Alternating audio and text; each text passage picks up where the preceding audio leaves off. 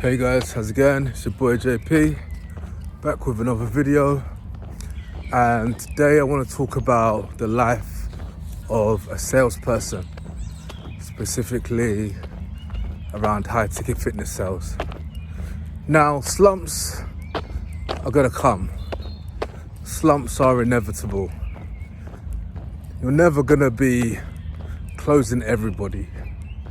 That's the thing.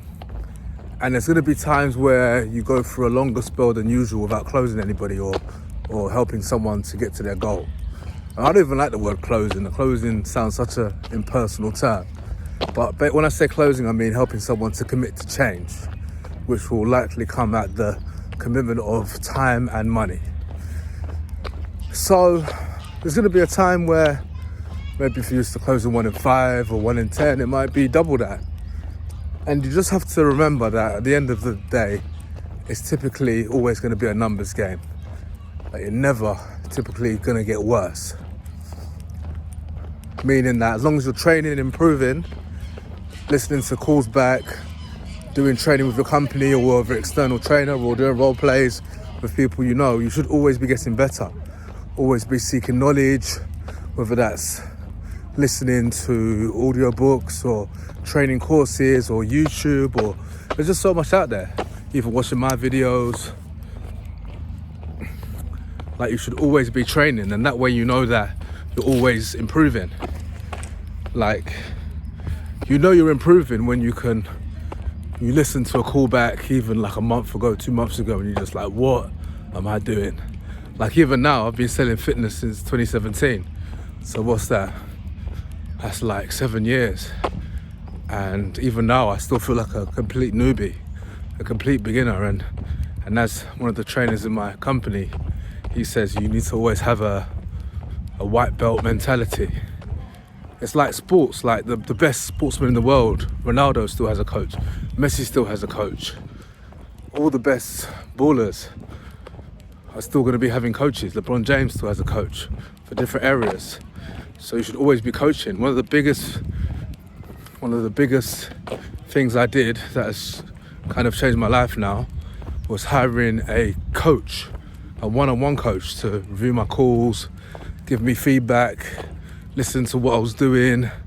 And at times it's been brutal, but it's been essential. If you're scared of listening to constructive feedback, then it's going to be a lot harder to see success. Interesting book I recently read was called Black Box Thinking, and it's all about how different industries explore failure. So I haven't read the whole book. I've read about maybe a third or a half, and the main focus so far has been on the airline industry and the healthcare industry. And what the author found was that these industries have inbuilt processes and systems which helps them to learn from failure. So, for example, airplanes have a black box, which, if anything happens, or regardless of what happens, automatically records information. So if there's an accident, these black boxes can be recovered and then can be used for data to figure out what can be done to prevent any issues happening again in the future. Whereas he compared that to the medical industry, which has an unfortunate huge reputation of like things going wrong, or like things like the wrong operation being done, or death due to different reasons, whether that's from just negligence or error or even from ego. So, and because of their industry, because admitting error could result in some of them losing their jobs, a lot of the times they're scared to admit that they failed.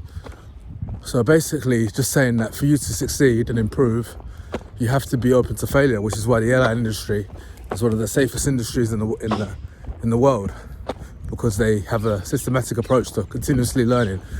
Okay, maybe the stakes are obviously high.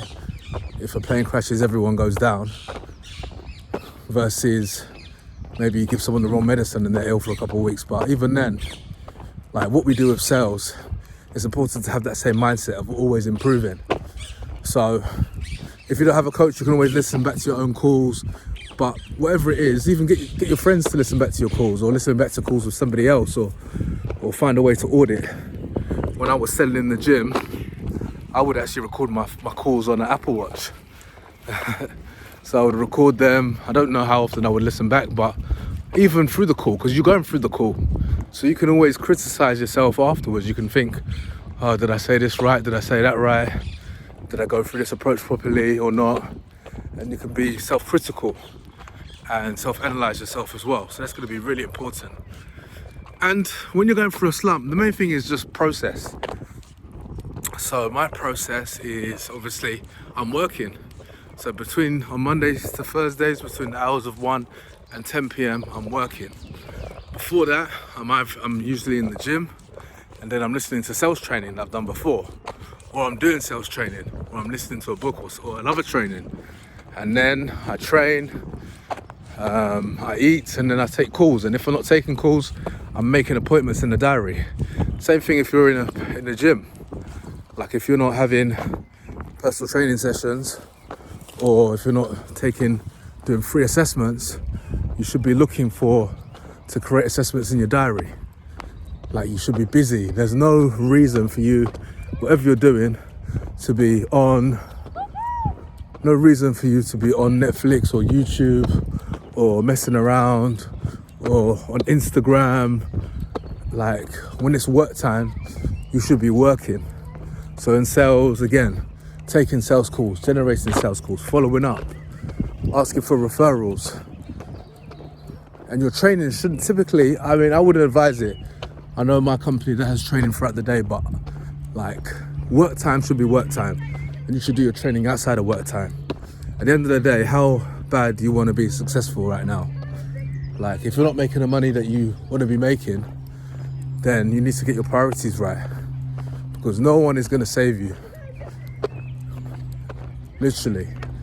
Especially as a man in this day and age, no one is going to save you. I see there's this, what's this? Soft boy era or something. I don't know what the hell that is, but that's fairy tale land. So, but yeah, so if you're going through a slump, stick to your processes. So are you working? Don't take a slump. Let's say you have like a couple of days you don't sell anyone. Don't take that and look at that and stop doing what you know works. Don't look at that and then stop grinding or taking calls or making things happen. Like, if anything, you should double down, because eventually the law of averages typically will add up. Obviously, it depends from gig to gig and industry, but the laws of averages always add up. So you just got to keep grinding, keep making calls, keep taking calls, keep marketing, and eventually the numbers will add up. So you might just have one day where you close 2 or 3 in one day. Like, it's just amazing how things can happen like that. So, and even if it takes to the last day of the month, whatever, just keep pushing, keep grinding. It's all about having a positive mindset. You need to be feeding your mind with constant positivity. That's essential. The last thing you want is for you to get your head down, because when you get your head down, that's going to affect your energy in calls. You might even have a negative mindset of thinking, oh, they're not going to close anyway, they're not going to buy, and you might not give it your best effort. So that's going to be critical. There's certain people I listen to every day to get my mindset right, to just give me the mindset that needs to be done. And I'll be honest, yeah, I do listen to a lot of Andrew Tate. Not that I believe in everything that he says, but there's a lot that makes sense to me in terms of your duty as a man. Life is not supposed to be easy. Life is supposed to be difficult, and that's going to make it more rewarding once you get there. And sales is a never-ending game. Like, that's why so many people hate it and give up. And I'm not that I've given up on sales, but it can be so easy to give up the gig you're on, or you don't want to be a PT anymore, you want to do this different sales role. And if you're going through that phase, the number one advice I'd say is just to stay in there, because the more of these calls you take with your company, the more you're going to understand what makes people tick, the objections, your workflow. You're just going to continue iterating. However, the moment you move company, you're starting all over again. And I've been there. And a lot of times, the grass is not greener on the other side. So whatever sales job you get, Just stay committed. Like, have that loyalty. Hopefully they're loyal to you. That's the thing. A lot of these companies aren't loyal to you, but until you build that track record, I would stay with that company. I would just put my head down and just stay positive. Just remember what you're doing. And remember, you're in an industry where your skill level is going to directly impact your income. So the more you stay in there, the more you do, even if you have a bad month, just know that if it's not working for you, it's working on you. So the process of you not closing, you're still learning. If anything, you're learning the things that don't work. So eventually you'll get to the point where you exhaust all the things that don't work and all you're left is the things that do work. And that's the thing, you're thinking about a sales presentation or a sales call, whatever. We're talking like a whole hour. And communication is so, communication, especially with persuasion, it's all a set of decisions. Like, imagine an hour-long chess game, how many decisions can happen, they say this, what are you gonna say, how are you gonna say it, do you raise your tone, do you lower your tone, do you speak softly, they tell you 5 things, which one do you pick up on? Like, these things you're never gonna get right until you do this thousands of times. Thousands and thousands of times. And that's the thing. Like, it's like anything, it's like the gym. Like, you can't go gym once or for 1 month and expect to see results, but see that person in the gym for 10 years, they're gonna look incredible. And that's the same thing with sales. I know you're probably in this, you wanna make money now, you wanna do things now, there's things that you don't have that you wanna have. At the same time, like, sales is one of those things where it is gonna take time. Unfortunately, there's no such thing as a quick get rich quick scheme. As the Bible says, I was listening or reading Proverbs the other day, and it says,